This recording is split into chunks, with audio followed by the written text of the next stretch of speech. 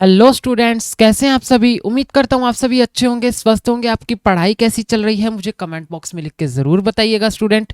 Welcome to the class, welcome to the board concept students. My name is Tushar. तो आज हम करेंगे student अपनी एक्सरसाइज 3.2 का थर्ड क्वेश्चन। हमारा थर्ड क्वेश्चन है on comparing the ratios a1/a2, b1/b2 and c1/c2 find out whether the following pair of linear equations are consistent और inconsistent. हमें क्या कह रखा है इस क्वेश्चन के अंदर, हमें इस क्वेश्चन में ना 5 पार्ट दिए हैं और हर एक पार्ट में ना हमको लीनियर पेयर वाली इक्वेशंस हमको गिवन है। हमें क्या करना है, उनको इन रेशियो से कंपेयर करना है, a1/a2, b1/b2 एंड c1/c2। वो आपको करना आता है, जो कि हम पिछले क्वेश्चन में भी करके आ चुके हैं, राइट। और हमें क्या बताना है उनको कंपेयर करके कि जो वो इक्वेशन है वो कंसिस्टेंट है या इनकंसिस्टेंट। अब कंसिस्टेंट और इनकंसिस्टेंट इक्वेशन कौन सी होती है, ये मैंने आपको इंट्रोडक्शन पार्ट में अच्छे से बताया था। अगर आपने अभी तक वो पार्ट नहीं देखा है ना, तो एक बार जाके देख लीजिएगा, मैं आपको लिंक डिस्क्रिप्शन में दे दूंगा, राइट। उसके बाद एक बार मैं आपको फिर बता देता हूं कि कंसिस्टेंट इक्वेशन अपनी कौन सी है। कंसिस्टेंट इक्वेशन वो इक्वेशन होती है, वो लीनियर पेयर है इक्वेशन का जिसमें सॉल्यूशन होते हैं। एक सॉल्यूशन भी हो सकता है और इन्फिनाइटली मैनी सॉल्यूशन भी हो सकते हैं। ये वो लीनियर पेयर होते हैं इक्वेशंस के। तो आपको समझ आया होगा स्टूडेंट कि कंसिस्टेंट वो लीनियर पेयर ऑफ इक्वेशंस होती हैं जिनके सॉल्यूशन होते हैं, चाहे सॉल्यूशन एक हो चाहे इन्फिनाइटली मैनी सॉल्यूशन हो। जैसे कि इसमें हम एग्जांपल लें तो इंटरसेक्टिंग लाइंस हैं, इंटरसेक्टिंग लाइंस का सिर्फ एक यूनिक सॉल्यूशन होता है। इसी तरह से कोइंसिडेंट लाइंस हैं, उनमें एक सॉल्यूशन भी हो सकता है और इन्फिनाइटली मैनी सॉल्यूशन भी हो सकते हैं। तो वो अपनी इक्वेशन कंसिस्टेंट हो जाती है। और इनकंसिस्टेंट इसका बिल्कुल उल्टा ही है, जहां पर एक भी सॉल्यूशन ना हो वो अपनी इनकंसिस्टेंट इक्वेशन हो जाती है। इसका एग्जांपल है पैरेलल लाइंस। पैरेलल लाइंस में क्या होता है, जो लीनियर पेयर के इक्वेशन के जो सॉल्यूशंस आते हैं वो आते ही नहीं है, मतलब कि जीरो सॉल्यूशन, एक भी सॉल्यूशन नहीं होगा, तो अपनी इक्वेशन कौन सी हो जाएगी, इनकंसिस्टेंट, राइट। तो अब अपना क्वेश्चन स्टार्ट करते हैं अपने फर्स्ट पार्ट से। फर्स्ट पार्ट में हमको एक linear pair of equation given है जो कि है 3x + 2y = 5 and 2x - 3y = 7। यहां पर हमें क्या करना है, इन रेशियो से इसको कंपेयर करना है। तो सबसे पहली रेशियो कौन सी, अपनी a1/a2। अब आपको पता होना चाहिए स्टूडेंट, हम पीछे भी ये करके आ चुके हैं ऐसा काम, जिसमें हमको a1 और a2 का पता चल जाता है। कैसे, जो अपनी फर्स्ट इक्वेशन है 3x + 2y = 5, यहाँ पर जो x का कोफिशिएंट है वही अपना क्या है, a1 है, तो मतलब 3 बाय में a2 क्या है, अपनी सेकंड इक्वेशन में x का कोफिशिएंट जो कि क्या है, 2 है, राइट। ऐसे ही हम अब अगला निकालेंगे b1/b2। b1 क्या हो जाएगा, फर्स्ट इक्वेशन में y का कोफिशिएंट जो कि 2 है। b2 हो जाएगा सेकंड इक्वेशन में y का कोफिशिएंट जो कि है -3।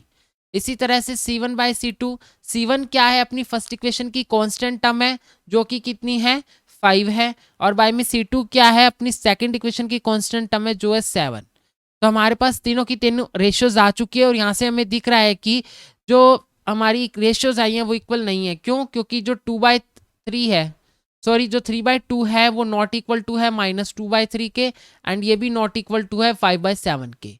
तो यहाँ पर हम लिख सकते हैं कि a1/a2 not equal to b1/b2। अगर ये दोनों नॉट इक्वल आ गए हैं तो आगे हमें लिखने की जरूरत नहीं है कि ये नॉट इक्वल टू है c1/c2।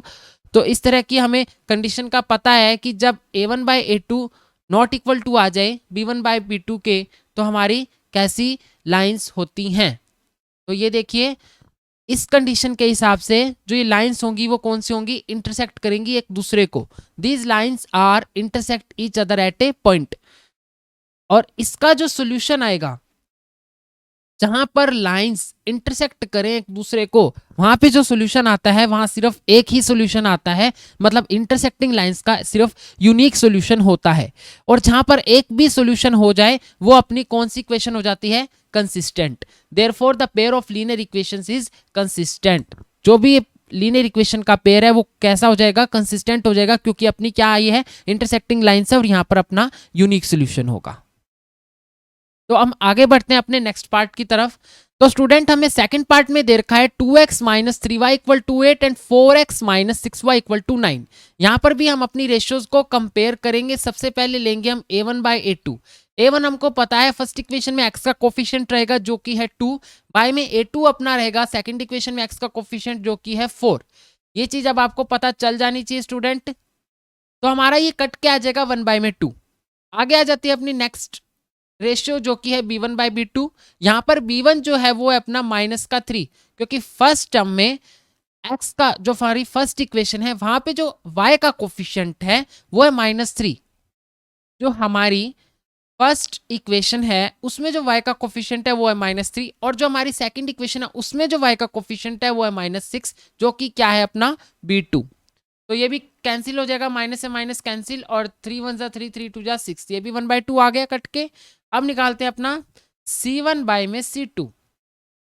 C1 क्या है अपनी फर्स्ट इक्वेशन की कांस्टेंट टर्म है जो कि 8 है, और C2 है अपनी सेकंड इक्वेशन की कांस्टेंट टर्म जो है 9, राइट। अब यहाँ से हमें क्या देखने को मिल रहा है कि जो अपनी A1/A2 है वो तो इक्वल है B1/B2 के, वो किसके इक्वल है 1/2 के, लेकिन जो ये दोनों के दोनों है नॉट इक्वल टू है C1/C2 के, क्योंकि C1/C2 है अपना 8/9। तो इस तरह की कंडीशन आ जाए तो हमारी जो इक्वेशन की लाइंस होती हैं वो कैसी होती है, parallel to each other. The lines of this equations are parallel to each other. इस तरह की कंडीशन में जो अपने लाइंस होती हैं वो एक दूसरे के पैरेलल होती हैं, और इस तरह के लीनियर पेयर ऑफ इक्वेशन को हम बोलते हैं inconsistent. Therefore the pair of linear equation is inconsistent. इस तरह की इक्वेशन अपनी इनकंसिस्टेंट हो जाएगी, क्योंकि आपको पता है स्टूडेंट जो जब हमारी पैरेलल लाइंस आ जाती हैं तो वहां पर एक भी सॉल्यूशन नहीं होता, जीरो सॉल्यूशन होता है, इसीलिए फिर अपनी इक्वेशन कौन सी हो जाती है, इनकंसिस्टेंट।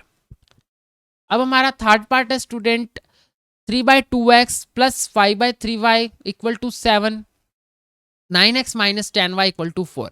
यहाँ पर भी हमें सेम काम करना है, अपनी रेशियोज फाइंड आउट करनी है। तो हमारा A1/A2 कितना आ जाएगा, हमारा A1 क्या x का कोफिशिएंट जो कि है 3/2, इसे हम एज इट इज लिखेंगे ऐसे ही, और A2 कितना है हमारा दूसरी इक्वेशन में x का कोफिशिएंट वो है 9। अब इस जो 9 को है ना हम इसी के साथ में मल्टीप्लाई करेंगे, मतलब 3/2 है तो वो भी बाय में ही आएगा, वो भी बाय में ही आएगा और 2 के साथ आ जाएगा, मतलब 3/2 मल्टीप्लाई 9। ये जो 9 है वो मल्टीप्लाई है अपना डिनोमिनेटर में 3/2 के, मतलब 2 के मल्टीप्लाई में है। तो ये कितना हो जाएगा हमारा 3 1 जा 3, 3 3 जा 9, तो ये 1/6 हो जाएगा। अब निकालते हैं अपना B1/B2।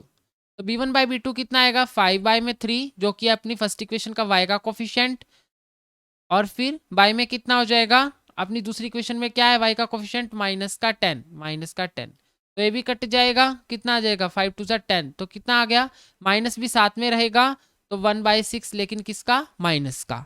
इसी तरह से हम निकालेंगे अब C1/C2। C1 है अपनी फर्स्ट इक्वेशन की कांस्टेंट टर्म, और C2 है अपनी सेकंड इक्वेशन की कांस्टेंट टर्म जो कि है 14, तो ये कितना आ जाएगा 1/2। यहाँ पर देखें तो तीनों के तीनों रेशियोज डिफरेंट है, बिल्कुल भी सेम नहीं है। A1/A2 नॉट इक्वल टू है B1/B2 के, और ये नॉट इक्वल टू है C1/C2 के, राइट। यहाँ पर ये दोनों तीनों की तीनों नॉट इक्वल टू आ गए, तो पहले हम सिर्फ दो ही देख लेते हैं, दो ही इक्वल नहीं है, तो ये अपनी कौन सी हो जाएगी, ये अपनी हो जाएगी intersecting lines. So these lines of these equations are intersect each other at a point, और जहां पर लाइंस इंटरसेक्ट करें वहां पर कम से कम एक सॉल्यूशन तो होता है, यूनिक सॉल्यूशन। तो इसलिए हम क्या कह सकते हैं, therefore the pair of linear equation is consistent. जो अपना पेयर है लीनियर इक्वेशन का वो कैसा हो जाएगा, कंसिस्टेंट हो जाएगा, क्योंकि एक सॉल्यूशन तो यहाँ पर होगा ही होगा। अब बढ़ते हैं अपने नेक्स्ट पार्ट, फोर्थ पार्ट की तरफ। हमारा फोर्थ पार्ट है 5x minus 3y equal to 11 and minus 10x plus 6y equal to minus का 22। यहाँ पर भी हम वही सेम काम करेंगे। सबसे पहले अपनी रेशियो निकालेंगे A1/A2, जो कि कितनी आ जाएगी, फर्स्ट हमारा A1 जो है वो है 5/A2 है अपना माइनस का 10, जो कि आ जाएगा -1/2। इसी तरह से हम B1/B2 निकालेंगे, B1 है हमारा -3, और अपना जो B2 है वो है 6, तो ये भी कितना हो जाएगा माइनस का 1/2। अब हम निकालेंगे C1/C2। C1 कितना, हमारी फर्स्ट इक्वेशन की कांस्टेंट टर्म 11 बाय में, C2 कितना माइनस का 22, तो ये भी कट के कितना आ जाएगा माइनस का 1/2। यहाँ पर देखें तो तीनों की तीनों रेशियोज आपस में इक्वल आ चुकी है, A1/A2 equal to B1/B2 equal to C1 by में C2। यहाँ पर तीनों की दोनों इक्वल आ गई। जहां पर भी तीनों रेशियोज इक्वल आ जाए तो वो इक्वेशन कैसी होती है, मतलब जो उस इक्वेशन की लाइंस होती हैं वो कैसी होती है, कोइंसिडेंट लाइंस। तो हम इसलिए लिख सकते हैं the lines of these equations are coincident. Coincident का मतलब होता है कि एक के ऊपर एक जो लाइंस होंगी ना वो एक के ऊपर एक होंगी, और इस तरह की लाइंस के इनफिनाइटली मैनी सॉल्यूशंस भी हो सकते हैं और एक सॉल्यूशन भी हो सकता है। अगर जहां पर सॉल्यूशन हो तो वो इक्वेशन कैसी हो जाती है, consistent. Therefore the pair of linear equation is consistent, right. तो ये वाला जो अपना फोर्थ पार्ट है उसमें जो इक्वेशन हमारी कौन सी है, कंसिस्टेंट है। अब हमारा लास्ट पार्ट है 4/3x + 2y = 8 and 2x + 3y = 12। यहां पर हम सबसे पहले निकालेंगे a1/a2, तो कितना आ जाएगा हमारा 4/3, और अपना a2 कितना है 2, इसको भी 3 के साथ में मल्टीप्लाई देंगे तो कट जाएगा, 2 2 4, तो कितना आ गया 2/3। आगे बढ़ते हैं b1/b2 फाइंड आउट करते हैं। b1 क्या है, फर्स्ट इक्वेशन में y का कोफिशिएंट जो कि है 2, b2 है अपना सेकंड इक्वेशन में y का कोफिशिएंट जो कि है 3, तो ये भी कितना आ गया है अपना 2/3। फिर है अपना c1/c2, c1 कितना है हमारा 8, फर्स्ट इक्वेशन की कांस्टेंट टर्म, और c2 क्या है अपना 12, ये कैंसिल आउट हो जाएगा, 4 2 जा 8, 4 3 जा 12, तो ये भी कितना आ गया अपना 2/3। तो इस इक्वेशन में भी देखें तो a1/a2 = आ गया है b1/b2 के, और ये भी इक्वल टू आ गया है c1/c2 के। तो यहाँ पर भी तीनों की तीनों रेशियोज इक्वल आ गई है। तो इस इक्वेशन की जो लाइंस होंगी वो कैसी होंगी, कोइंसिडेंट लाइंस, मतलब एक के ऊपर एक लाई करेगी, और जहां पर कोइंसिडेंट लाइंस होती हैं वहां पर इनफिनाइटली मैनी सॉल्यूशंस भी हो सकते हैं, एक सॉल्यूशन भी हो सकता है।